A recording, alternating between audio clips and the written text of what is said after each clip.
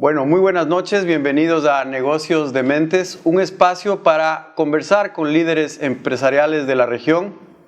En las conversaciones lo que buscamos es conocer a fondo al personaje, a la mente detrás del negocio. El día de hoy tenemos un invitado muy especial, economista graduado de la Universidad Católica de Guayaquil, con varios posgrados, muchos de ellos justamente aquí en el IDE Business School. Tiene una trayectoria de más de 30 años en el Banco de Guayaquil y ahora mismo es el presidente ejecutivo del banco. Para mí es un gusto recibir a Angelo Caputi. Un aplauso, por favor. Muchas gracias. Muy amable.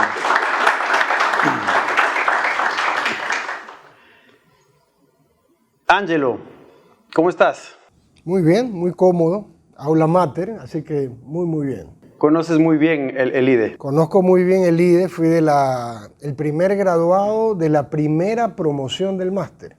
Nos tocó hacer un largo masterado, comenzando en el año 99 y graduándonos en agosto del 2000. Muy largo porque ese era un periodo donde estudiábamos todo el viernes y todo el sábado. Así que era complejo y fuimos el primer conejillo de India del masterado del IDE. Comenzamos unos 23, 24 y terminamos 11. Pero tenemos una muy buena relación y hasta ahora nos seguimos reuniendo el mismo grupo del masterado. Empezaron en la otra sede, me imagino. O sea, empezamos y terminamos en la otra sede. Claro. Empezamos y terminamos en la otra sede, la sede de la calle Tungurahua. Muy acogedora, no estas bellas instalaciones, pero sobre todo sigue siendo muy bueno el material académico, que es lo importante del IDE. Haciendo la investigación para esta entrevista, me contaron por ahí que te gusta mucho el fútbol. Mucho el fútbol. Y que eres un buen arquero. ¿Es eso verdad? Absolutamente, te han informado absolutamente bien. Juego permanentemente, tenemos un club en la urbanización donde yo vivo, Vía San Borondón. Ya tengo más de 850 partidos jugados. Wow. Hay una muy buena camaradería, que es lo importante. Una vez al mes uno de los socios da de comer al resto y es una noche donde nos reunimos a comentar los partidos ganados, los perdidos, cuántos goles me han hecho, cuántos partidos llevamos, y hay una estadística ya de casi 20 años, así que es muy interesante, es una muy buena camaradería sobre todo. Eso te iba a preguntar, dijiste 850 partidos, o sea, llevas anotas todo. Todos los partidos. Hay un socio que lleva la estadística de todos los partidos que has jugado, lo que has ganado, lo que has empatado, lo que has perdido. Wow. Hacemos puntaje. Te puedo decir en el 2005 cuántos partidos jugué, cuántos gané, cuántos perdí, cuántos goles me hicieron. O sea, es realmente una muy buena relación y esa es parte de la conversación cada vez que nos reunimos, cómo te va en el mes. Y bueno, toda una anécdota muy interesante. Ahora, ¿eres arquero por decisión propia? Dijeron, Angelo, no haces goles al arco. No, toda la vida he jugado arquero. Me encanta ser arquero, disfruto mucho ser arquero. También juego en los de padres de familia, el que fue el colegio de mis hijos, y estamos ahí permanentemente jugando. Es una muy buena pasión. Jugarlo, verlo y disfrutarlo. Eres hincha de Barcelona, me imagino. Soy hincha de Barcelona y soy hincha del Independiente también. También. Auspiciamos también al Independiente, un gran equipo que espero que ahora en el fin de mes traiga este gran campeonato sudamericano para Ecuador, ¿no? ¿Carlos Luis Morales o Pepe Pancho Ceballos? Carlos Luis Morales. ¿Por qué? Carlos Luis Morales. Lo conocí, era más o menos de mi época. Tuve una buena relación y una buena comunicación y me parece que fue un gran arquero tanto en Barcelona como en la selección, ¿no? Angelo, ¿te molesta que el estadio de Barcelona se llame Banco Pichincha? No, para nada. Me parece que es un gran trabajo de un muy buen banco colega, así como espero que a nadie le moleste que se llame Banco Guayaquil en el estadio donde juegue el Independiente. Yo creo que es un tema altamente competitivo y bueno, así son las cosas, ¿no? ¿Cuál es la estrategia detrás de poner el nombre de un banco al estadio? Yo creo que como todo en la vida hay un tema de recordación de marca. Una de las cosas que más mueve público en general es por un lado el entretenimiento y por otro lado el deporte. Y en el deporte, por lo menos en el Ecuador, de largo es el fútbol. Definitivamente es la pasión. Nosotros ya llevamos más de casi 10 años de auspiciante de la selección y comenzamos a ser auspiciante de la selección porque creíamos en un país unido, en un país de una sola bandera, en un país que más allá de lo que nos podamos pelear cada fin de semana o cada partido entre semana, siendo del Aucas, siendo del Nacional, siendo de Barcelona, siendo de Emelec, al final cuando juega la selección, como jugó hoy día en la mañana, todos somos la tri, todos somos la selección. Y lo llevamos no solamente como un auspicio, que sí, es un auspicio económico que financia desde la selección de mayores hasta la selección de mujeres, que para nosotros es muy importante, pero es el momento donde todos estamos unidos, todos vamos a estar frente a un televisor, todos queremos que metan goles y definitivamente tanto la marca como la tri como Galápagos es algo que nadie se opone. Tiene cero oposición, todos están pro esas dos grandes marcas y nosotros estamos muy felices de estar con la tri. Hemos acompañado a la tri en todo el sufrimiento de unas clasificaciones, como hemos ido al Mundial, tanto en Brasil como ahora estaremos en el Mundial de Qatar, ¿no? No sé si me puede responder esta pregunta, pero ¿cuánto cuesta más o menos poner el nombre a un estadio? Creo que depende, así como no te puedo decir, porque no conozco cuánto vale poner el estadio de Barcelona, vale un buen dinero y vale una buena inversión, pero tiene una gran recordación de marca y sobre todo lo que nos atrajo, en primer lugar somos auspiciantes del Independiente, de esta idea en especial con una muy buena comunicación y vínculo con Michel Deller, más allá de un equipo, de un concepto, de una cuestión de cómo mejorar el fútbol en el Ecuador, con valores, con la manera de entrenar de los juveniles, la manera de hacer scout de tanto jugador, tanto en Esmeralda, en el Chota, en Quito, en Guayaquil y en todas partes del Ecuador. Y yo creo que más allá del valor económico es el valor simbólico de que ves en la cartelera, juega en el estadio Banco Guayaquil, sobre todo que la ventaja del estadio es que el estadio no tiene otro nombre, a diferencia de que hay el Capuel, hay el Monumental. Este es un estadio que no tenemos que competir de cómo lo vas a llamar. Lo llamas Banco Guayaquil porque nació y pretendemos que dure mucho tiempo como Banco Guayaquil. Durante la investigación que hicimos para la entrevista, nos decían que eres una persona que tienes muchísima energía. Creo que el deporte puede ser una de las razones. ¿Cuál es el secreto? ¿Cómo mantienes una alta energía? A ver, no sé el tema, pero tengo una vida saludable. Yo hago ejercicio prácticamente todos los días. ¿Qué haces de ejercicio? Troto, hago algo de pesas, juego fútbol. Yo creo que ese es mi principal ejercicio casi todos los días. Pero creo que lo interesante del tema de energía, y si se refiere al tema profesional o al tema académico, es la motivación, es el leitmotiv donde a pesar de los años que estoy en el banco, y el otro día me preguntaron de cuántos años estaba y le decía, mira, creo que tengo 3 años repetido muchas veces, porque es tan cambiante y me gusta generar permanentemente ese desafío de cambio que realmente todos los días es una motivación, no parece ser el mismo día de hace un año o el mismo día de hace 6 meses, porque prácticamente todo el tiempo estamos sacando algo nuevo, tenemos esa hambre de crecimiento para hacer constantemente algo más. Entonces me motiva muchísimo estar en el banco y tener esa energía con los clientes, con los colaboradores, con todo el tema de innovación que hoy estoy tratándolo muchísimo, tanto que como anotaste, en plena pandemia, como que si no hubiera mucho que hacer, me puse a hacer un masterado precisamente de fintech e innovación bancaria,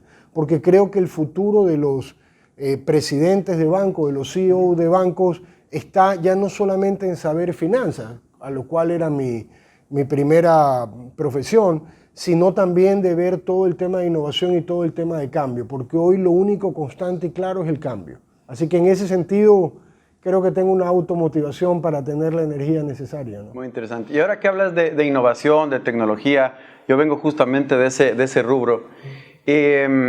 Satoshi Nakamoto, que para los que no conocen es el creador de Bitcoin. En el 2008 lanza un documento, que por cierto Satoshi... Sí, existe. Exactamente, Satoshi Nakamoto, para los que no saben, es el seudónimo de, no se sabe si es que es una persona o un grupo de personas. Saca un paper en el 2008 de 9 páginas en donde explica muy elegantemente qué es el blockchain y qué es el Bitcoin. ¿Cuál es tu percepción? ¿Qué piensas de las criptomonedas y en específico del Bitcoin? Me gusta mucho el concepto del blockchain. Okay. Me gusta mucho. Tengo que entender mañana si energéticamente es bueno cada vez que se crea un bloque y sobre todo se libera un bloque del tema. Pero creo que en los contratos inteligentes tiene una vida extraordinaria el tema de blockchain y en algunos temas donde, al igual que el sistema financiero, hay un tercero que ya es un programa de acto de fe. Es decir, si se cumple esto, libero este dinero, este recurso, este contrato, en muchas otras cosas. Es un factor de confianza del blockchain muy relevante. En el tema del Bitcoin tengo mis encuentros y tengo días donde creo más y días donde creo menos, sobre todo porque a veces el intrínseco del blockchain, que es un commodity más en un momento determinado, no tiene claridad qué hay ahí. Cuando me terminé de leer un libro de un canadiense, que ahorita no recuerdo el nombre, con respecto al tema del blockchain, hay algunas cosas que son válidas y otras que se exageran para justificar el blockchain. Por ejemplo, te decía que las transferencias entre países de dinero, como el tema de remesas o giro, con blockchain serían inmediatos. Bueno, para nosotros es inmediato. En algún momento en una comunicación del banco decía, hacen un clic en España o hacen un clic en Nueva York y el dinero está listo. Entonces decíamos, bueno, digamos que en 5 segundos, en 10 segundos, hay una latencia en 20 segundos. Y uno de mercadeo me dice, ¿sabes qué? No te van a creer. Si dices que es este tema, nadie te va a creer. Va a aparecer una publicidad engañosa, va a parecer demasiado bueno para que sea verdad. Entonces le pusimos 1 minuto, 5 minutos, no sé qué le terminamos poniendo. Pero el tema funciona muy rápido. Probablemente hay en otras, pero es una regla de comercio, no es un tema tecnológico que si te entregan el dinero en 1 día, en 2 días o lo que corresponda. Me preocupa la volatilidad del blockchain, me preocupa sobremanera, me preocupa el blanqueo en el blockchain. Me da ansiedad lo que se puede lavar en un momento determinado. Me parece que el concepto original es noble, me parece que el concepto original de quiero tener una moneda donde no esté yo supuesto a que un político destruya la moneda. Ayer decía quién destruía la moneda, entonces alguien decía que era Washington el que destruía las monedas en el mundo. Y hoy vemos unas inflaciones que son productos de una sobreemisión por una determinada circunstancia. En ese sentido me parece válido. Hay países con una enorme inestabilidad de la moneda, como es por ejemplo el caso de Argentina, donde el mundo de los Bitcoin es gigantesco. Probablemente un país como el nuestro, dolarizado, la situación del Bitcoin, al tener lo que entenderíamos como una moneda dura, parece de menor uso relativo. Sin embargo, lo cual tú lo ves en El Salvador. Claro.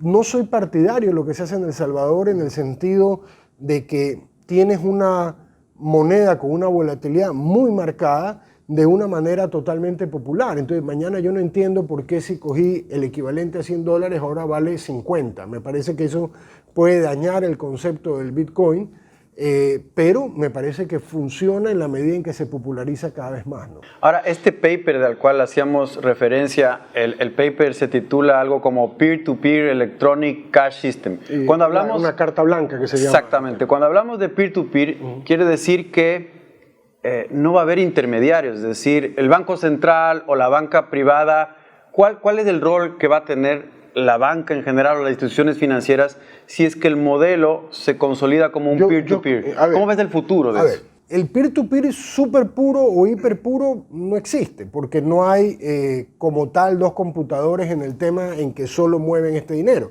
Hay uno que bloquea y otro que desbloquea el tema. Y tú vienes conmigo y me compras a mí el blockchain.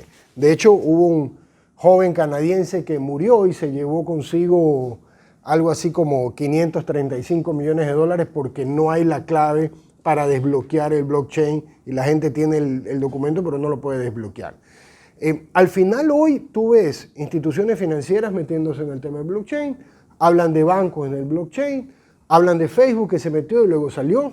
Hubo una publicación de 5 bancos americanos diciendo que iban a sacar su blockchain y el Fed le dijo, oye, déjame ver qué estás haciendo.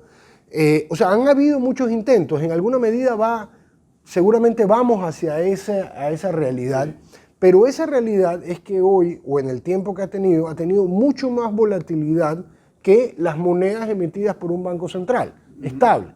Probablemente hace un año era más marcado que lo que te puedo contar hoy día, porque alguien puede decir, no, ahorita estamos con 7, 8% de una inflación global, más menos, países más, países menos, pero el blockchain ha tenido fluctuaciones de 50 arriba y 50 abajo. Entonces, es hoy el blockchain, bajo ese black paper, menos volátiles que el Banco Central de un determinado país de alta potencia como los escandinavos. No, hoy no lo es. Hoy no es. Pero de alguna manera es muy seguro. Ahora, dicho eso, también hay otra parte de la verdad donde dicen que ahí se está refugiando mucho dinero sucio, mucho dinero lavado, trata de blancos, droga, etcétera, etcétera. Y que por eso es que se calientan los blockchain y suben de precio tan abruptamente y tan aceleradamente sin tener un intrínseco, sin tener que por qué sube el trigo o por qué sube algo, porque ahorita está pasando un huracán y se lleva el azúcar de Cuba. Entonces tú tienes alguna idea, acá de repente no tienes, sino que todo el mundo va ahí y sube los precios, ¿no? Ahora, dentro de los jóvenes que nos están viendo, está el tema de blockchain y de Bitcoin, obviamente, muy en boga. ¿Tú le recomendarías, por ejemplo, a un joven que invierta en Bitcoin? Si la respuesta es no, ¿qué le recomendarías para...? Yo sí le recomendaría, ¿Sí? como puede invertir en cualquier tema. Lo que tiene que entender es que probablemente dentro del pico de volatilidad de cualquier activo que él invierta, estos están en los picos más altos. Con lo cual, depende cuál es el apetito al riesgo. Si quiere ser conservador, probablemente no. Y si quiere tener algo donde crea que tiene un futuro y el joven tiene mucho tiempo para pensar que tiene un futuro, de repente sí, si tiene un ahorro, que no ponga más del 5%, pero que ponga algo, porque tú no sigues nada de lo que no te cuesta. Entonces, si lo quieres seguir y si te quieres enamorar y si te quieres entusiasmar con el tema de Bitcoin, arriesga y probablemente arriesga un 5% de tu total de inversiones a ver cómo te va. Pero no le metas el 100% a ese producto porque puede tener una volatilidad.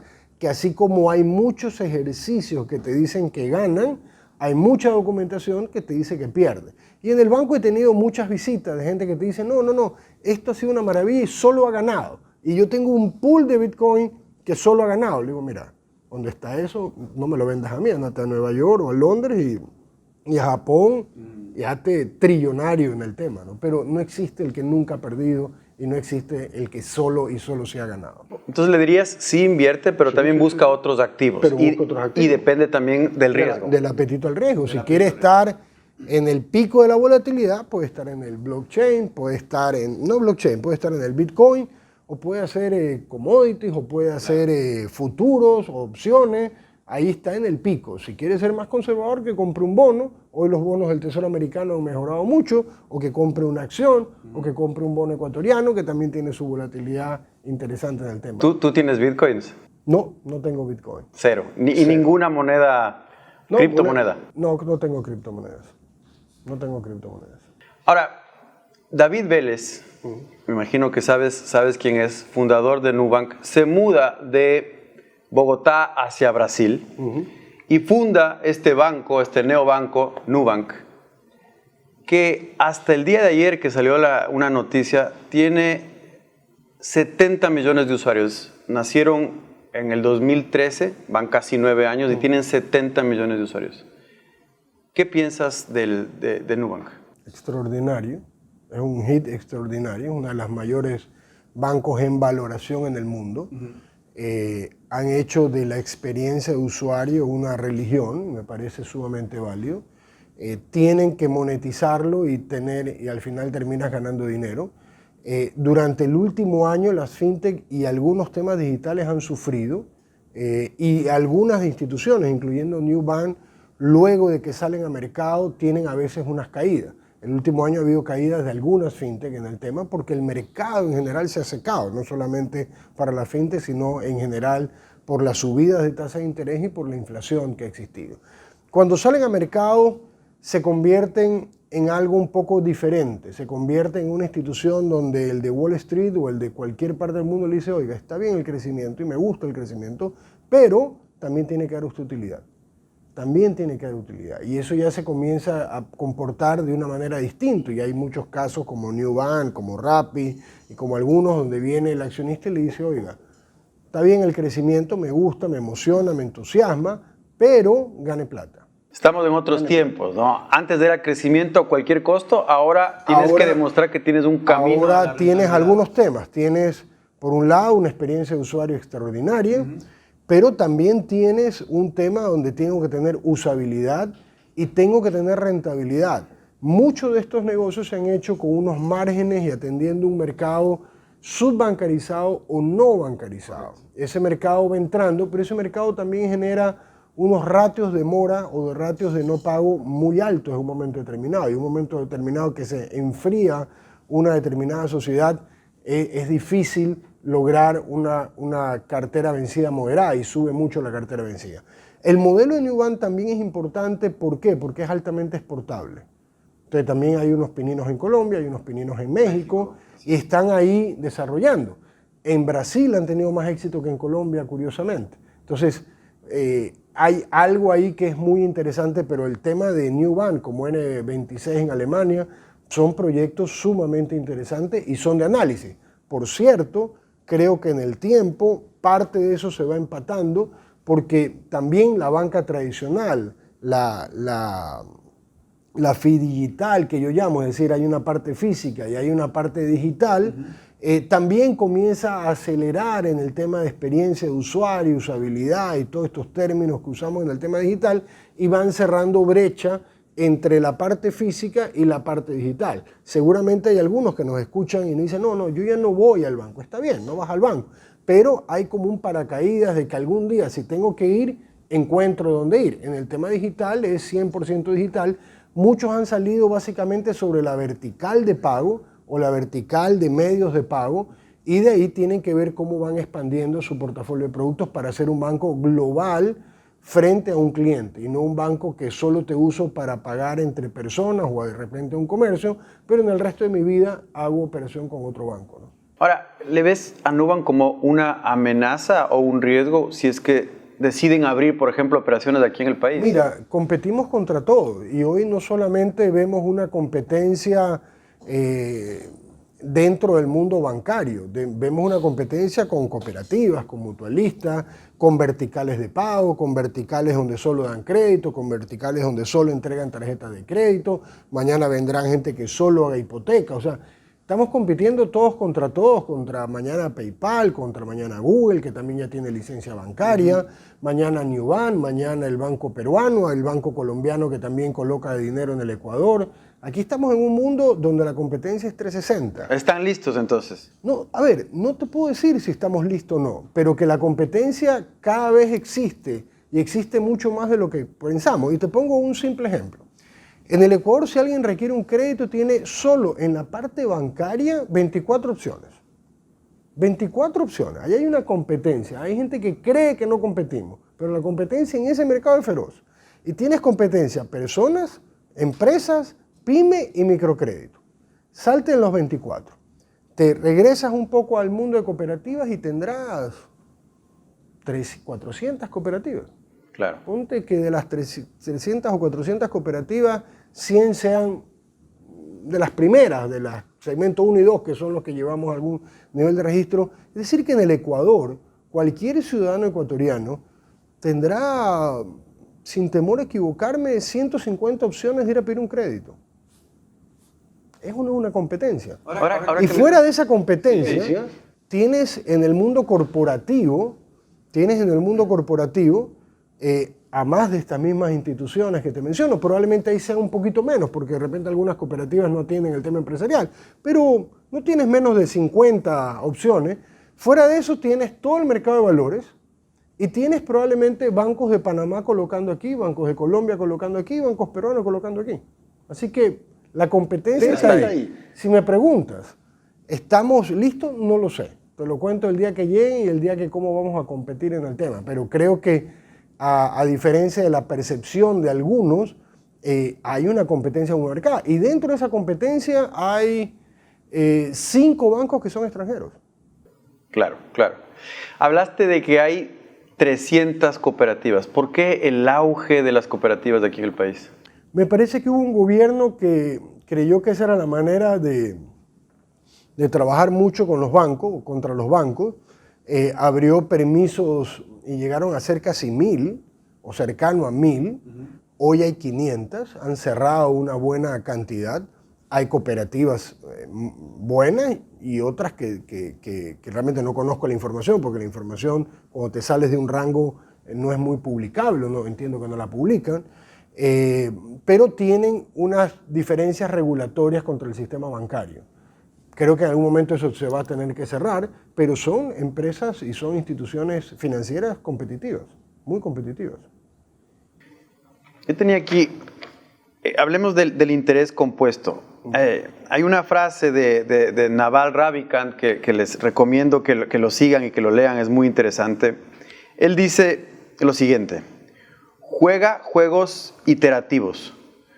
Todos los rendimientos de la vida, ya sean en riqueza, relaciones o conocimiento, provienen del interés compuesto. ¿Qué piensas de eso? Mira, efectivamente el interés compuesto tiene la gran ventaja de ser como un video. Es algo que es como una pequeña bola de nieve que va creciendo, y eso es así en nuestras vidas personales, vidas profesionales, y espero que sea así en los negocios.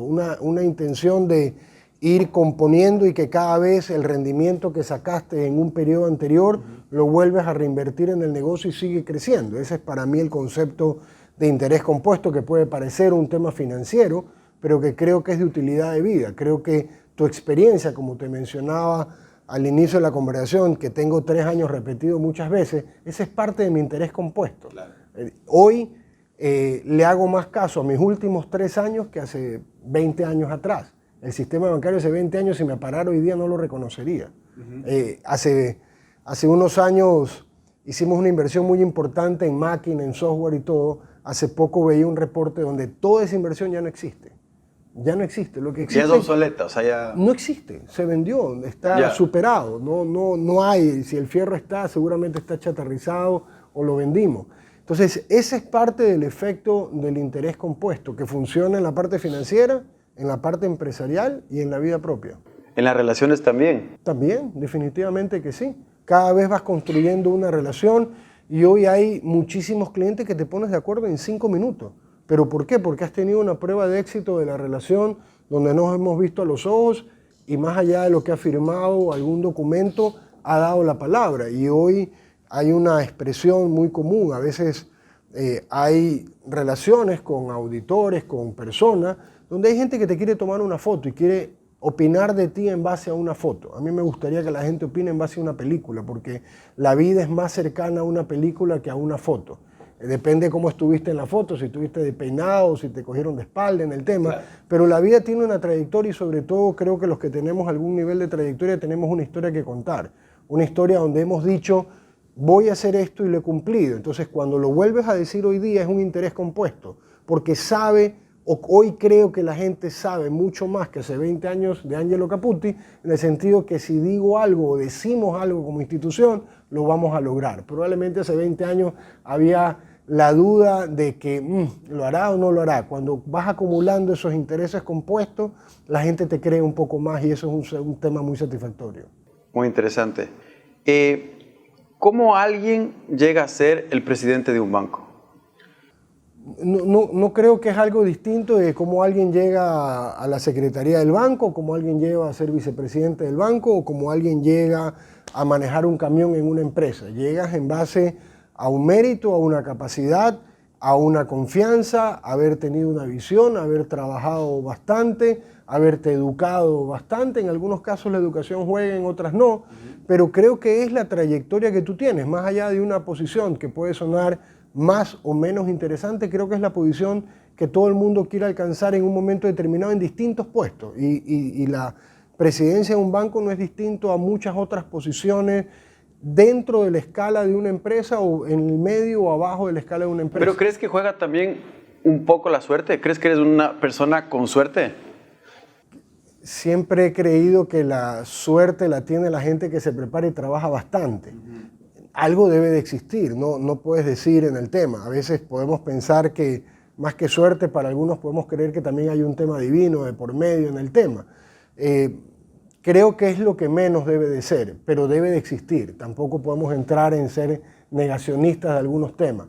Pero insisto, a veces veo gente con mucha galla, con mucha preparación, con mucho trabajo, y me da la impresión en la sociedad que esa gente tiene más suerte que otra. Ok, interesante. ¿Cuál es el peor consejo que te han dado en la vida, Ángelo? No lo sé. Salud, no salud, sé. ¿para qué? Para ver si seguramente no le he hecho caso, así que no lo recuerdo.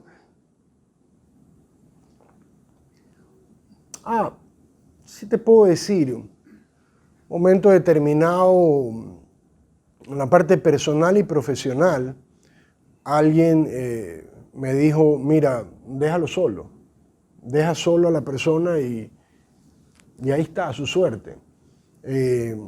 ¿Refiriéndose a quién? Había un tema, me refiero en esta parte a un tema de un consejo de alguien en una vida, en una pregunta sobre una parte profesional y sobre una parte personal. Y el consejo era, mira, deja a la gente a su suerte, ya verás, y chao, vírate y déjalo, chao. No hice eso, ni en la parte personal, ni en la parte profesional, y creo que fue la mejor decisión. Es el único que le puedo decir, un consejo que de fondo y de espíritu no me llenó, no me parecía el adecuado. Y creo, y hay mucha gente que cree que hay una mano ayuda que siempre puede extenderse y sacar gente de una determinada coyuntura de problema en un momento determinado. ¿Has tenido que despedir a alguien? Sí. Cuéntanos un poco cuál ha sido el proceso de la toma de esa decisión difícil. He acordado con algunas personas que de repente tienen que graduarse del banco. Así como tú te gradúas del colegio, o sea, te retiras del colegio, hay personas en que hemos tenido que conversar para graduarlas.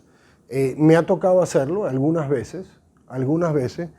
Creo en algunas circunstancias que era lo mejor para la institución, para los clientes de la institución y a veces para él también. Nosotros no solamente administramos un banco como tal, administramos dinero del público y esa es una responsabilidad que la sientes y la vives y la tienes que explicitar. No es simplemente un tema de que, sí, tengo la responsabilidad del tema. Además de sentir la responsabilidad de 3.000 colaboradores que trabajan en el banco y casi 2.900.000 clientes y es una responsabilidad activa del tema. Me ha tocado hacerlo. Nunca ha sido algo de golpe, ha sido algo donde lo he ido cantando o avisando o poniendo hitos de tema, y cuando eso no se ha cumplido, creo que lo mejor para las dos partes es hablar de una graduación o hablar de que probablemente tendría que buscar otro horizonte u otra institución para desarrollarse como persona. Pero me ha tocado hacerlo. De la cual te comento que si hoy me los cruzo en la calle, todos me van a saludar muy bien y todos me han saludado muy bien. No tengo a nadie que haya considerado en un momento determinado, más allá que tiene que haber sido un tema duro o no agradable, muy seguramente, cuando lo dices con frontalidad y lo dices con muchísimo respeto, he tenido muchos casos y lo saludo en todas partes. Ahora, cuando dices hay que graduar a la gente, porque me vino a la mente en las startups, decimos siempre despide rápido y contrata talento. Despide rápido y contrata talento. El tema de graduar... No es tan rápido en el banco. No es tan rápido. Se toma mucho más tiempo. Toma su tiempo, das oportunidades, cantas el tema, le dices qué esperabas. Yo no te diría que somos un mono con cuchilla en ese tema. No lo somos. No es la cultura corporativa del banco. Advertimos, lo cantamos, lo avisamos, lo comentamos y finalmente se resuelve. Pero no es hiper rápido. Y sí, efectivamente sí creo que la contratación y cada vez más, hoy hay mucha inteligencia artificial y es positivo en la contratación, pero sí hay que ser lento, hay que tomarse el tiempo de contratar la persona que debemos de tener en el puesto que debemos de tener. Hablaste de cultura. Ahora mismo, obviamente, la fuerza laboral van a ser los millennials, los centennials, ya lo son, y pronto los Z, incluso hay algunos... Son el 36% del banco. ¿Qué diferencias hay entre esta nueva fuerza laboral y la antigua? ¿Qué complementos o qué choques ves entre estos dos Hace algunos mundos? años yo hacía alguna introducción a las personas nuevas que entraban al banco. Y les decía cuál era mi caso. Y en ese momento, no sé, habré tenido 15 años, 20 años en el banco, no sé cuántos años tenía. Yo les decía esto. Vino una persona de talento humano, la vicepresidenta en esa época de talento humano, y me dijo, oye, eso no conecta. Le estás hablando a unas personas que quieren estar 1, 2, 3, 5 años e irse. Si tú le dices que eres 20 y has hecho una carrera, te van a ver como activo fijo. Y es simpático, a veces me quieren poner código de barra de activo fijo, pero el tema está en que hoy lo que le hablas es de una experiencia, y le hablas de un challenger, le hablas de que estás desarrollando todo lo que estamos desarrollando y que si eso es atractivo para ellos. Y muchos se embarcan con ese ánimo y ese espíritu, en el sentido de que probablemente no somos 100 por 1000 tan tradicionales en el tema y que estamos permanentemente viendo qué más hacemos y que si eso les interesa. Entonces, la conversación ha cambiado un poco.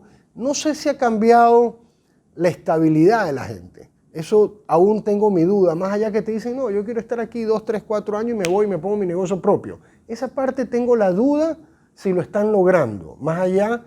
O sea, tú dices, se quedan en el banco. Estoy seguro que se están quedando en el banco. Lo veo que se están quedando y yo te digo, tenemos 36% de gente Z y milenio. Entonces, creo que la estabilidad probablemente pueda parecer un engaño este dato que tengo porque el Ecuador no ha crecido mucho, porque el mundo ha pasado una pandemia y algunas otras cosas. Entonces, de repente es un dato que, de repente si me entrevistas luego de 3 o 5 años, el dato ha cambiado. ¿Pero qué crees que están haciendo bien para retener ese talento? Bueno, creo que hemos estado en podio los últimos 5 años, como de los primeros 3 lugares para trabajar en el Ecuador. En plena pandemia fuimos el tercer mejor lugar para trabajar de América Latina, lo cual es muy orgulloso para nosotros. Pero adicional a eso, hace 5 años la Cámara de Industriales de Pichincha, conjuntamente con ONU Mujeres, sacó algo que para mí era novísimo, no sabía ni siquiera que existía, un tema de el ranking de las empresas de mejor equidad entre hombres y mujeres. Cuando me invitaron a este tema, dieron una charla unos muy importantes empresarios ecuatorianos y el primero se presenta y dice, bueno, vamos a contratar el 70% mujeres y 30% hombres los próximos 4 o 5 años para que en el año 4 o en el año 5 llegue a equidad entre hombres y mujeres. Vaya, interesante. El segundo habló de que tenía, me invento ahorita, 18 áreas departamentales y que quería lograr en tal año que el 80% de las áreas tengan mujeres. Y otra persona habló de otro tema que ya prefiero ni tratarlo hoy día porque puede sonar muy retrógrado. Esos eran los ejemplos. En el momento había un vicepresidente nuevo que acaba de llegar y le digo, oye, esto me parece, nosotros estamos muchísimo mejor del tema. Entonces, sí, pero hay que ver. Firmé un tema de un compromiso del tema de, en ese momento, de equidad de género, equidad de trabajo de hombres y mujeres, y el primer y segundo año fuimos primeros en el Ecuador. Y nos pareció simpático, y la primera señora que me entrevista de ONU Mujeres me dice, bueno, y el manual y todo lo que usted ha hecho y ha escrito, y el banco institucionalmente lo que ha hecho. Le dije, mire, disculpe, creo que la voy a decepcionar, pero el banco no ha escrito nada en este tema. Es un tema de cultura, es un tema de manera de ser. Respetamos a la mujer en el trabajo, son mayoría, yo soy minoría en el banco, respetamos, no hablamos en doble sentido, y en fin, toda una organización donde tiene este tema como yo quisiera que traten a mi mamá, a mi esposa, a mi hija, a mi hermana, en fin, yo creo que eso se ha extendido plenamente en el banco. No digo que no exista, debe de existir con la cantidad de hombres y mujeres que tenemos y 3.000 en todo el territorio nacional, pero es algo que lo tenemos muy bien interiorizado en el tema. Entonces, funciona bien ese tema de cultura, así como funciona bien en el esquema de Great Place to Work, ser la primera empresa para trabajar. De estos 5 años, 2 o 3 veces hemos tenido la primera empresa para trabajar en el Ecuador, ¿no? Excelente. Vamos a cambiar completamente de tema, vamos a las preguntas un poco más light. Salud, Ángelo.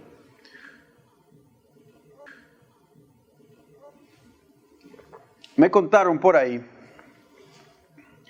que te gusta la cocina y que haces, que tu especialidad son las pizzas. No, solo hago pizza. Solo haces pizzas. No hago nada más. Quisiera hacer mucho más. Tengo alguna frustración en alguna parte, pero solo hago pizza, nada más. ¿Tienes raíces italianas por tu apellido? Tengo raíces italianas, tengo los mejores de raíces italianas, tengo el pasaporte italiano, pero muy diluidas en la práctica, muy diluidas. ¿De qué sector de Italia? De Potenza, de Grumento Nova, es una provincia muy calcárea, ahora tienen petróleo, está del lado del Adriático. No he ido al... ¿Nunca has ido? Nunca he ido, nunca he ido. Ellos emigraron en 1930 y pico, a Argentina primero, luego Ecuador. Somos una familia muy unida, nos reunimos prácticamente todos los fines de semana. Y sí, más allá somos una familia que está muy alrededor de la mesa, ¿no? Muy unida con la mesa. Mi madre hace comidas prácticamente todos los sábados. Parte de lo que nos dolía el COVID era no vernos, no estar permanentemente en unión.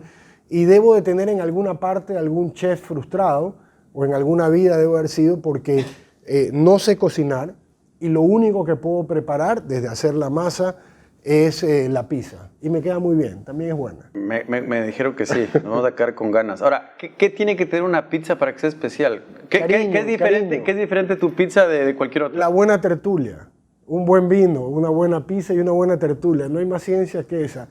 A ver, creo que todo...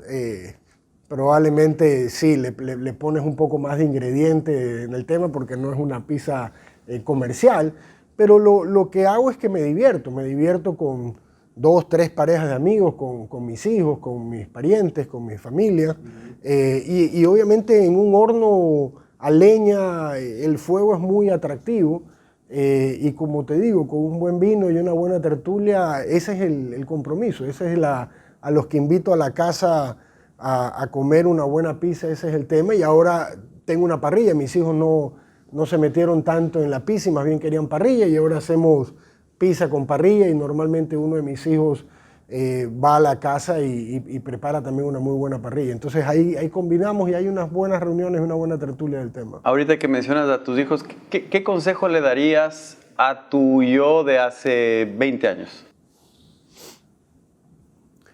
A mi yo de hace 20 años, hacer cambios radicales más rápido, probablemente.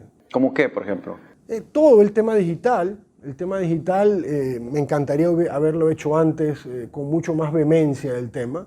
Y probablemente algunos temas de estar más centrado en el cliente, este tema de experiencia de usuario, probablemente debimos haberlo hecho antes. Eso, ahora, separándonos un poco del negocio, al Ángelo como persona. Ángelo, creería que en las cosas que estoy absolutamente convencido, hacerlas con más rapidez, con más vehemencia. Ser más radical. Más radical. Y eso me parece que le trato también de transmitir a mis hijos. Me encanta el tema de la data, les trato de que vayan también mucho con el tema de data ahora. Pero pedirles que sean más rápidos en los temas. Me parece que eso es un tema importante en el mundo de los negocios. En cambio, en el mundo personal creo que tienen que pensar cada vez las cosas con más detenimiento, porque así como se ha democratizado enorme, y ayer decíamos que el gran problema de la humanidad era la falta de educación, y hoy tenemos educación gratuita, a distancia y lo que queramos, y probablemente el mundo no ha cambiado mucho. Lo cual tenemos que discutir si sigue siendo el tema de la educación el gran cambio que estamos aspirando o esperando en el tema. Pero también hay mucha desinformación. Así como hoy se genera mucha información, se generan terabytes de desinformación. Y de hecho, probablemente si ayer hay una persona que está diciendo, bueno, ¿y qué es malo del COVID? ¿Qué es malo de la vacuna? Google, el doctor Google le va a dar todo lo malo de la vacuna hasta que se le llene la cabeza de decir, esto yo no me voy a vacunar. Mientras que para mí particularmente la data de la vacuna es tan contundente, y podemos estar aquí donde nadie tiene mascarilla, o casi nadie tiene mascarilla, es producto de un tema de vacuna. Entonces me parece que la data es tan contundente que a pesar de eso hay un grado desde mi punto de vista, y respeto el otro, de información o desinformación, que hay mucha gente que dice, no, yo no me voy a vacunar porque me va a salir el tercer ojo, o porque Bill Gates va a estar dentro de mi cuerpo. Entonces hay temas que hay que saberlo distinguir con más paciencia, más tranquilidad del tema. Y sobre todo creo que hoy, después de lo que hemos pasado,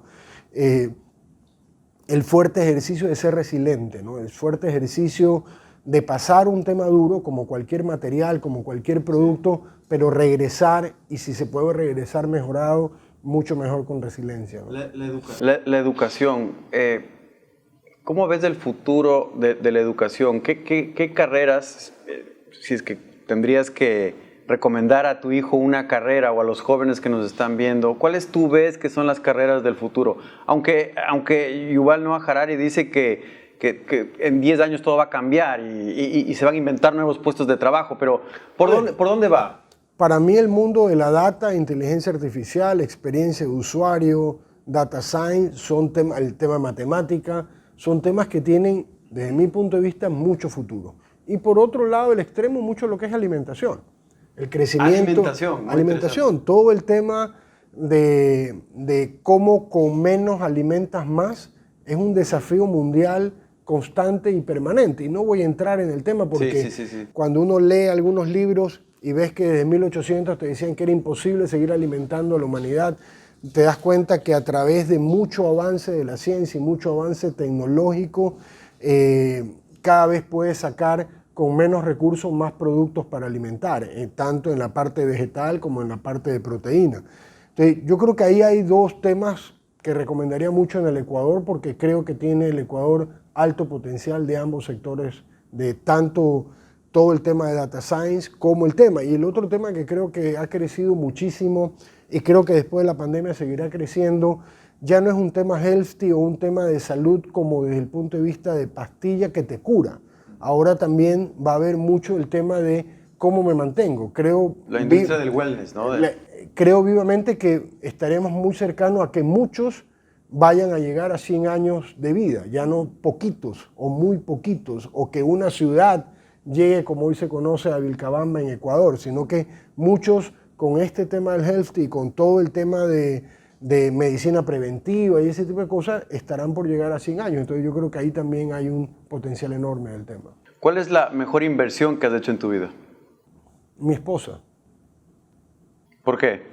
Bueno, tengo una bella familia y creo que eso es una relación, y no me refiero a inversión como dinero, pero simplemente en el tema, me refiero a una relación que ha perdurado en el tiempo, que nos Volvemos al tema del interés compuesto, ¿no? Que es un interés compuesto absoluto y probablemente de capitalización diaria en el tema, y obviamente he generado un núcleo familiar muy bonito, muy hermoso con mis hijos, donde hay una comunicación diaria, donde nos llamamos casi todos los días o casi todos los días, hay una reunión semanal. Entonces yo creo que esa es una inversión que es el pivot del tema, con lo cual te puedes proyectar, porque de repente hay gente que es luz afuera y oscuridad adentro, y yo creo que podemos ser luz adentro y luz afuera en el tema, ¿no? Y lo aplico también en el banco. Creo que en el banco hemos hecho por todo nuestro talento muchas cosas, y es importante que ellos lo sientan, y sintiéndolo y viviéndolo de la experiencia del banco,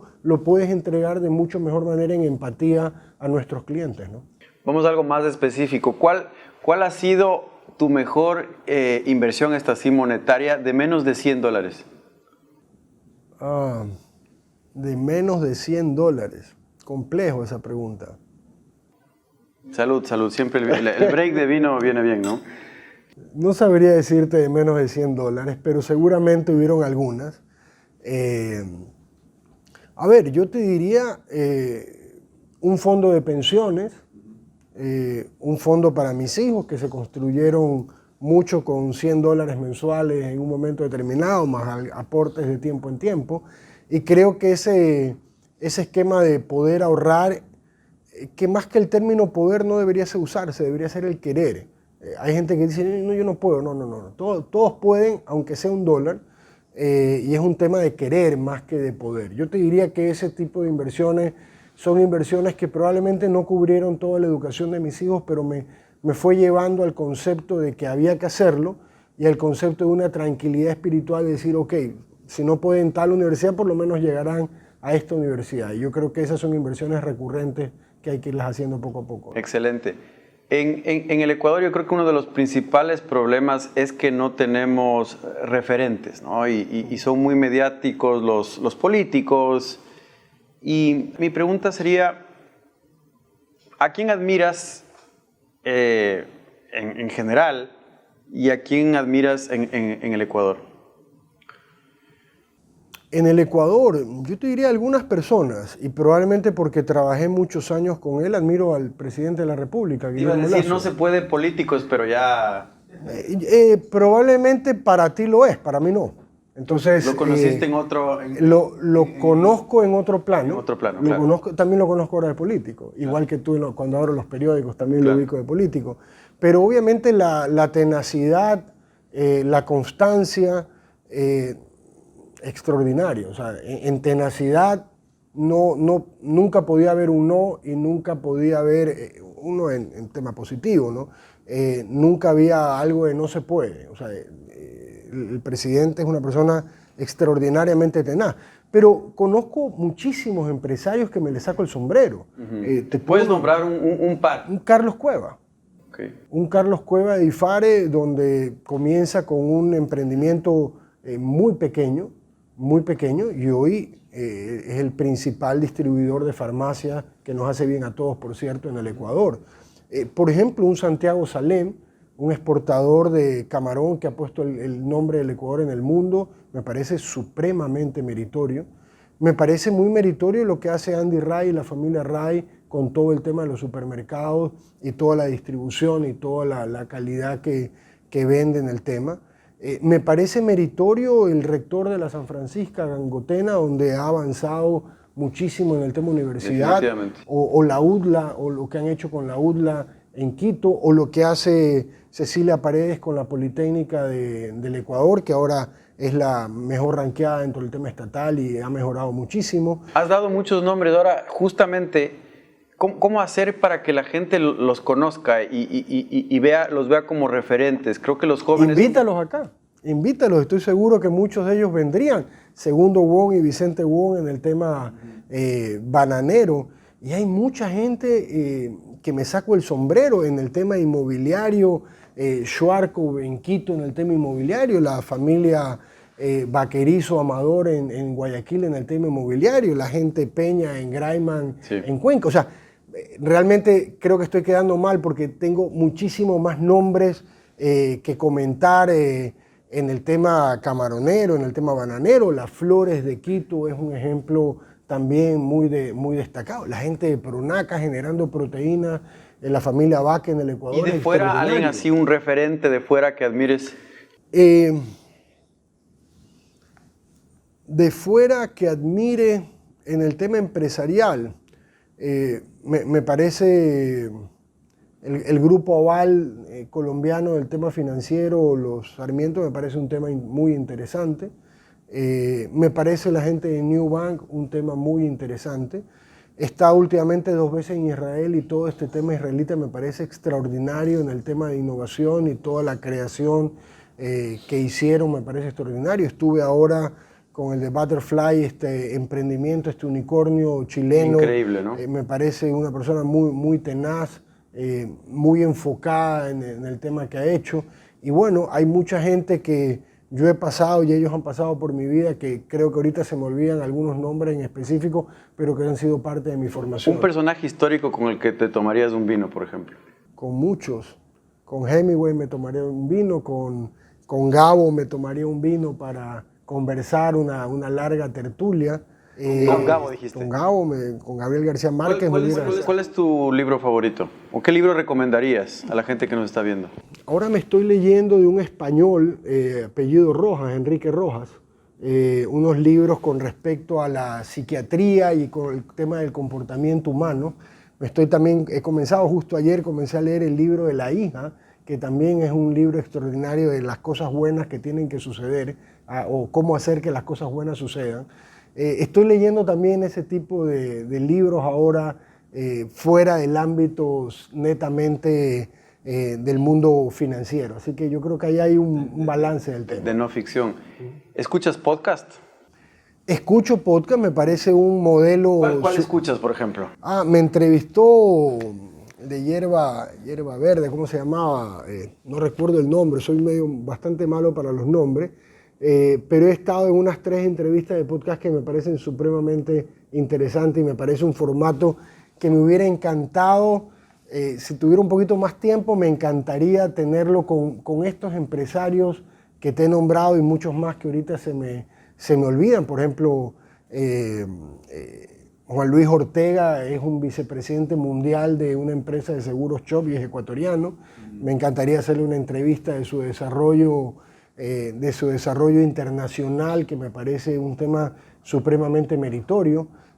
Pablo Salame, que también alcanzó a ser el segundo en JP Morgan de todo este tema de inversiones en Londres y en Nueva York. Hay gente ecuatoriana muy destacada, pero me encantaría tener una conversación que parcialmente la he tenido con Andrés Gómez también para conversar del tenis, y con algunos futbolistas me encantaría tener un tema muy destacado. Me parece, por ejemplo, un Michel Deller, lo que ha logrado en el tema del fútbol conceptualmente me parece un tema destacado. Un Fidel Legas, lo que ha logrado en el negocio bancario aquí en el exterior, también me parece un tema destacado. Ojalá podamos tenerles aquí en este podcast también algunos de estos personajes que acabas de nombrar. Vamos cerrando, Ángelo. ¿Qué serie de Netflix ve el presidente del Banco Guayaquil? No me gustan las series porque me quedo muy enganchado y me parece a veces una pérdida de tiempo. ¿Pero ves series en la noche? No, trato de ver películas más que series. Me gustan mucho las biografías o algo de la vida real, más que las de ciencia ficción. ¿Pero alguna serie que te ha enganchado? Dices, ¿te enganchan mucho? ¿Cuál, por ejemplo? Me enganchó la de Papel, en La Casa de Papel. La Casa de Papel. Me enganchó obviamente mucho La Casa de Papel. Y esa es la que más recuerdo últimamente. He dejado mucho de ver las series porque siento que me engancho y me quedo demasiado tiempo y de repente quiero ver 3 seguidas y ya me tengo que acostar para al día siguiente a ver si termino haciendo o no ejercicio. ¿Qué película te marcó? ¿Alguna película? ¿Dices que te gustan las películas? Las películas en el cine, yo te diría La vida es bella me marcó, porque es una muy buena experiencia del gran amor que todos los padres tenemos por los hijos. Y que en un mundo tan brutalmente como puede ser un campo de concentración, que solo de imaginar es un tema brutal de pensar, definitivamente cómo le puede hacer eso extraordinariamente negativo algo bello a su hijo por un extraordinario amor al hijo. Yo creo que ahí hay una película, La Casa de la Toscana también es una bella película ahí de comida en el tema. Un libro interesante es del startup israelita, me parece un libro extraordinario que hubiera querido que sea posible en el Ecuador, más allá de ciertas limitaciones legales que nos dejaron anteriores gobiernos, pero hay muchos temas de mucha lectura y de cosas que uno puede ver de buenas biografías supremamente interesantes. Ángelo, ¿a qué le tienes miedo? ¿A qué le tengo miedo? No sé, siempre he tenido la ansiedad o la preocupación de algo que diga no cumplirlo. Creo que no se ha dado, pero creo en el valor fuerte de la palabra, ¿no? Lo que dices tienes que hacerlo, lo que dices tienes que cumplirlo. Me preocuparía no poderlo cumplir por algo exógeno a mí en el tema.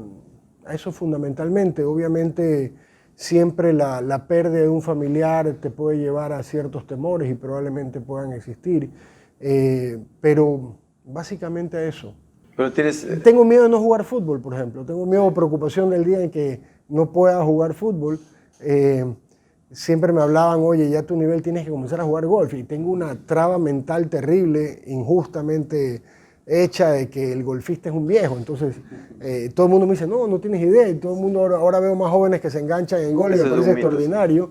Es un mito que de repente se me quedó por alguna sensación que no entiendo.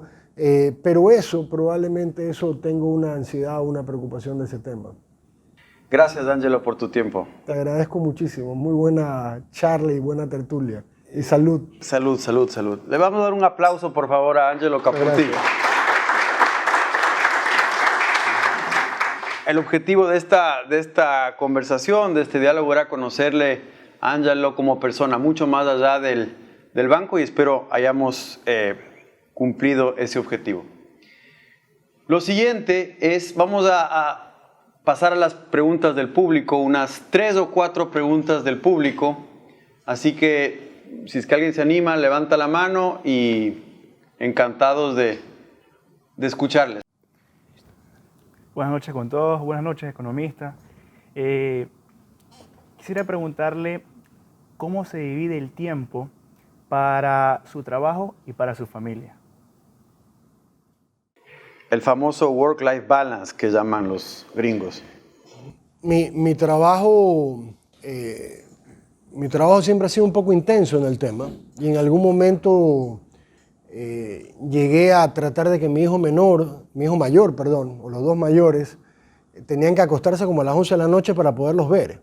Hoy creo que es una salvajada lo que yo hacía en ese momento. Pero hoy soy una persona que me levanto 6:30, a las 7 estoy haciendo algo de ejercicio, hasta las 8, 8:30. De ahí voy al banco, normalmente hasta las 7 de la noche, y de ahí estoy con la familia. De ahí vuelvo a estar con la familia, algo leemos. Ahora estoy tratando de hacer un círculo de lectura dentro de mi familia. No sé si me funcione, te lo contaré después, pero estamos tratando de este tema y estoy comenzando a leer este escritor, psicólogo español, Rojas, que es sumamente disruptivo e interesante precisamente de los temas familiares. Y de ahí leo y googleo mucho y trato de estar lo más al día del tema y obviamente estar con gente intensamente todo el día, con mucho recordatorio de los temas que tengo que hacer y tengo que avanzar y con un muy buen equipo humano que me ayuda a que no parezca tanto el trabajo que tengo. Así que por ahí van más o menos los tiros. Hola, ¿cómo le va? Soy Franklin López, de Binaria, proveedor de usted del banco, 12 años. Una consulta, bueno, lo que mencionaba de inspirar a los jóvenes, agradeciendo de que sea usted más público. Justo la otra vez veía que tomó esta maestría en FinTech, entonces la tomé y ahorita estoy en esta maestría. Pero había un tema, justo estamos en un caso y vemos que todo el mundo, la banca por el FinTech se vuelca a los millennials y centennials. Pero en otros bancos, ¿qué es lo que han hecho? Eliminar las agencias por enfocarse a ese público. ¿Qué hace el banco con la generación X y los baby boomers? Que de acuerdo a la Asobanca que estuve analizando, son los que todavía transaccionan más en los canales físicos. Y en los canales digitales todavía siguen transaccionando. La pregunta sería, ¿la agencia se va a reinventar o qué es lo que está haciendo el banco hacia ese segmento de mercado? Carlos Campuzano es nuestro cliente más antiguo en el banco y cuando lo comenzamos a escuchar, porque hemos desarrollado un esquema de escuchas activas y nos sentamos con distintos grupos de edades, de regiones y temas. Y a Carlos Campuzano, que está en nuestra publicidad, nosotros desde que cambiamos la imagen decidimos no tener nunca más artistas, porque no queremos tener artistas, queremos tener gente real, gente con una relación con el banco. Y Carlos Campuzano nos dijo, yo sé que ustedes me envían de forma digital los estados de cuenta, pero yo los quiero recibir en físico. Yo me acostumbré en físico y yo vivo con físico. A mí me gusta tarjar. Y el banco decidió, a costo del banco, porque es un rubro que no se cobra o no se puede cobrar, entregarle a toda persona arriba de 65 años sus estados de cuenta, de tarjetas de crédito y de cuentas corrientes fundamentalmente. Y obviamente tenemos una red de oficinas, son 200 oficinas a nivel nacional. Si las oficinas se cierran son por menos usabilidad, porque hay oficinas que ya no tienen público, no tienen tráfico. A mí siempre me ha disgustado ver una oficina sin tráfico. A veces la vemos en Europa o a veces la vemos en Estados Unidos. A mí me parece lamentable ver una oficina sin público. Me parece como que no tienes clientes, como que vayas a un supermercado y no tienen público. Entonces, nosotros somos un retail al final o de consumo masivo igual en el tema. Si algo se tiene que cerrar en una determinada zona es porque no tiene público. Nosotros somos un abanico abierto. Yo creo en el tema FI digital, es decir, físico y digital. Creo que viviré el físico y digital. En ese sentido, hay el abanico abierto. Si alguien quiere ir al físico, va al físico. Y va, si quiere, en una oficina que atendemos de 8:30 de la mañana, a 4:30, a las 5:30, si es en un centro comercial, algo más tarde. Pero si también quiere llamar por teléfono, tengo 24 horas por él para que me llame por teléfono. Pero si no me quiere llamar por teléfono, si quiere puede usar el app 24 horas. Si tampoco quiere usar el app, puede usar la web 24 horas. Si no quiere usar la web, si quiere ahora me puede escribir por Facebook, me puede escribir por Twitter. Ahora estoy implementando y ya está el tema de WhatsApp, que es espectacular.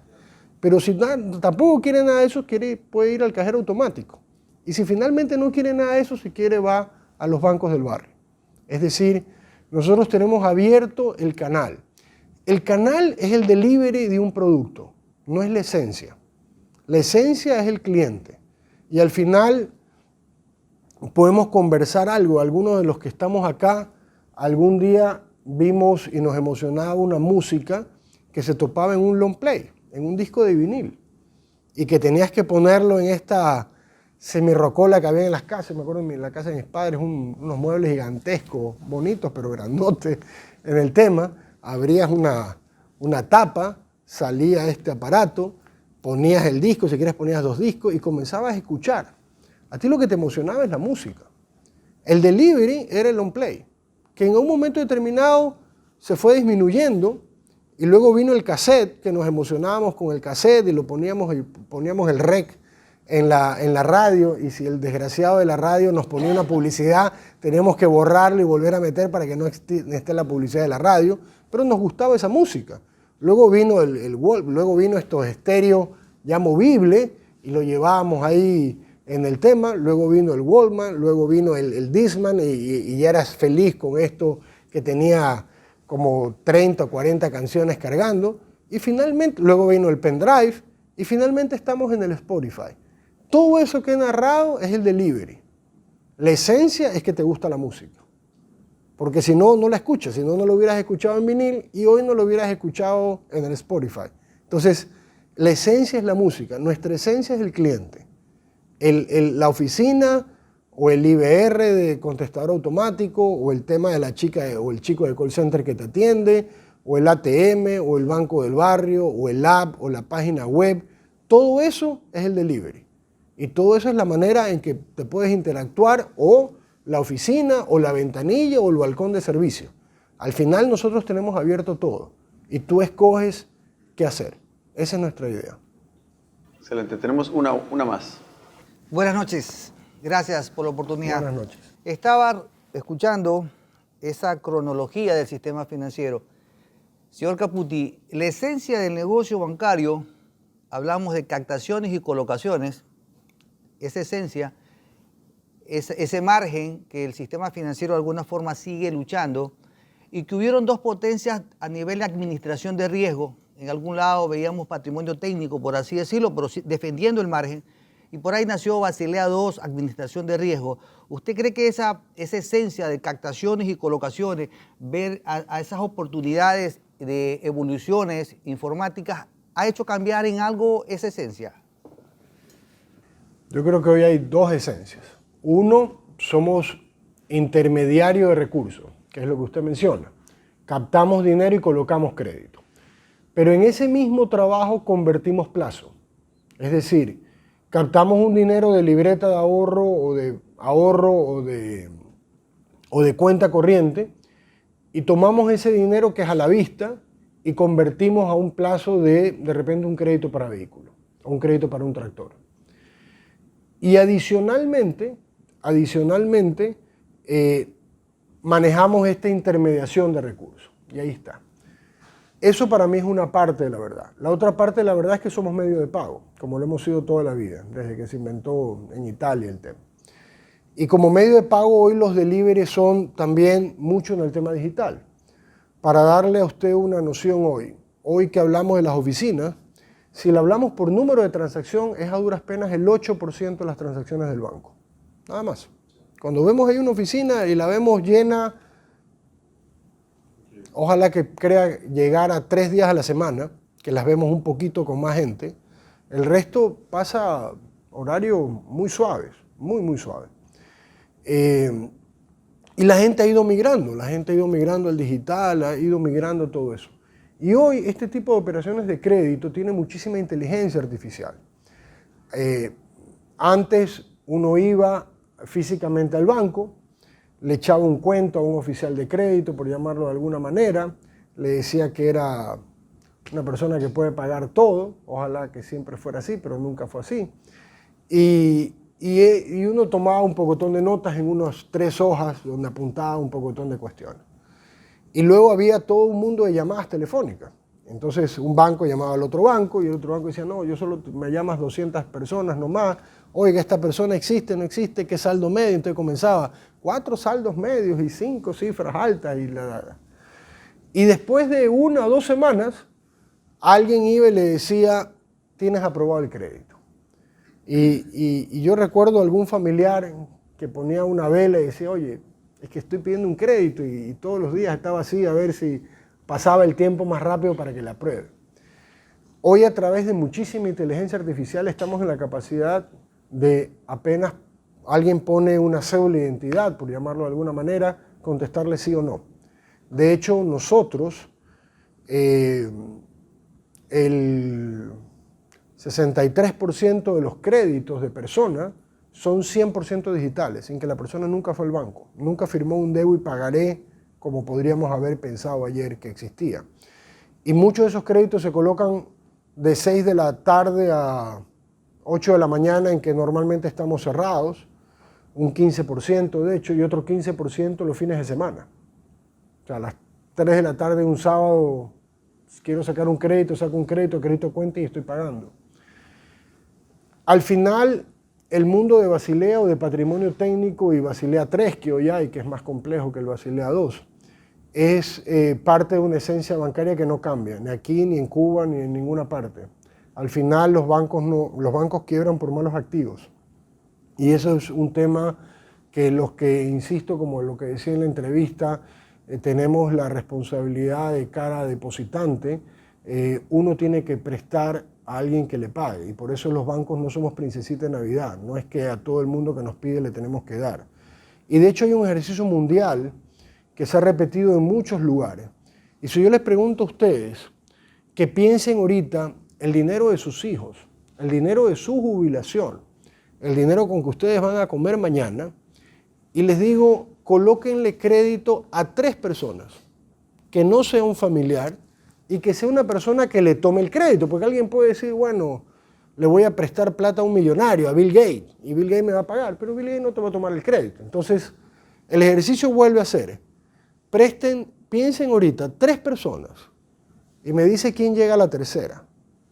Pago por el que me diga que lleva a la tercera. 3 personas que le presto el dinero de mi vida y que sé que me lo va a pagar y que no es mi familiar ni es un millonario. Dicho eso, y los hago en tono de reflexión y trato de peñiscar a la audiencia, es lo que nosotros hacemos todos los días. Todos los días, en miles de operaciones diarias, en centenares de miles de operaciones diarias. Entonces, ese es un ejercicio por el cual tiene valía el tema bancario. Más allá que, insisto, no somos ni tenemos que ser princesita de Navidad y a todo el mundo satisfacer. Hay muchas quejas a veces en redes sociales de tal o cual tema, y a veces cuando uno tiene información y nuestro deber es tener información, uno se da cuenta, pero es que está bien negado. Está bien negado. Pero Basilea sigue siendo una piedra angular o patrimonio técnico o centrado en riesgo o provisiones. Todo ese mundo es intrínseco y total a nuestro negocio. Y no existe tampoco la figura, más allá de que se escribe mucho, de que el banco nunca pierde. Yo ya quisiera pensar que colocamos microcrédito en todos los rincones del país y que nunca perderíamos. El único que nunca perdió es el que nunca ha colocado un crédito. Nosotros, es más, colocamos sabiendo que va a haber una tasa de mora aceptable. El que crea que yo diga, a ver, voy a ir a tasa 0 de mora, es que tengo que tener un lingote de oro, un time deposit de respaldo, y eso no existe en el mundo real. En el mundo real existe una tienda de un señor que medio sabe cuánto vende, que estima cuándo vende, que nosotros hemos hecho un algoritmo donde de alguna manera con 5 o 6 facturas que él nos da, determinamos cuánto puede vender la tienda, lo cual a él le sorprende. Nosotros con un esquema más o menos determinamos qué inventario o valor de inventario puede tener, el cual él no conoce, y le damos a esa persona un crédito. Y hoy se lo damos con una tablet donde casi le liquidamos ahí mismo el crédito. Entonces, sigue siendo una piedra angular de nuestro negocio todos los temas de Basilea y sobre todo el concepto de prudencia. Es un término fácil decirlo, a veces difícil de aplicarlo, pero es la esencia del negocio bancario. Le damos nuevamente un aplauso, por favor, a Ángelo Caputi. Gracias.